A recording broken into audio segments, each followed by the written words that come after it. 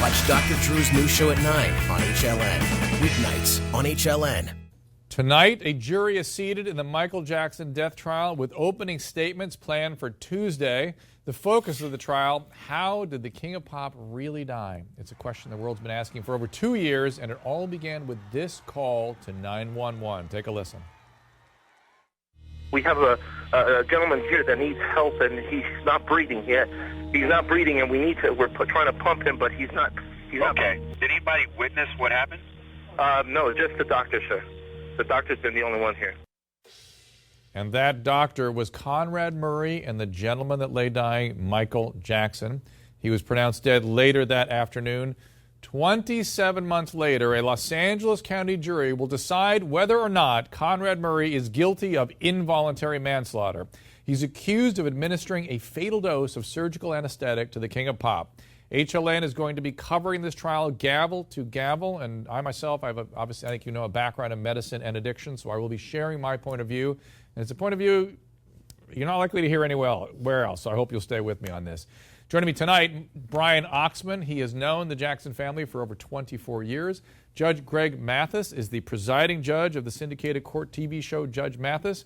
Judge Mathis, 145 potential jurors filled out 30-page questionnaires last week.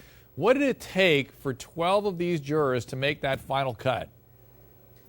Well, the attorneys had to determine whether they felt bias, of course. That's the prevailing principle. And then they wanted to get a little deeper into their psyche. So, as I'm told, they went into social networking to find out more about these folks. And the questionnaire would probably be most revealing in the sense that it answers the questions. It tells whether they've been victims of a crime, whether they have immediate family members who've been victims of crimes or whom have been on pain medication, even as far as asking, have they had sleep disorder or insomnia? Those type of questions would have given insight to the lawyers to ask that they be stricken from the jury or use their 3 peremptory strikes.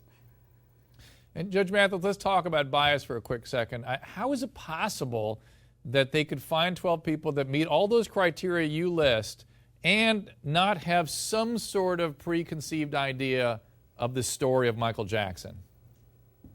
Well, certainly everyone knows about it throughout the world. And the question is whether they can have a preconceived notion that is balanced and fair. Some folks might look at it and know the facts and say, well, I'm not sure, I just don't know. And from what I'm hearing on both sides, everyone has a point. And so I'm just going to wait and see. In fact, that's what that's what judges have to do. And so perhaps we have some of the juror candidates also that may have been able to do have such a consideration. Now, earlier this week, lawyers for Dr. Murray filed a motion to show videotape of Michael Jackson at a March 2009 news conference. They believe the video supports testimony that Jackson was not physically capable of performing in his planned 50 concert tour. Now watch this. I'll be performing the songs my fans want to hear. This is it. I mean, this is really it. This is the final curtain call. Okay? And I'll see you in July.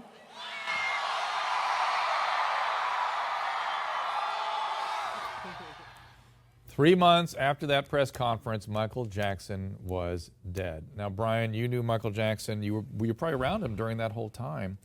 My question is, was he healthy? Was this a man that could tolerate a 50-concert tour? The answer is absolutely not, Dr. Drew.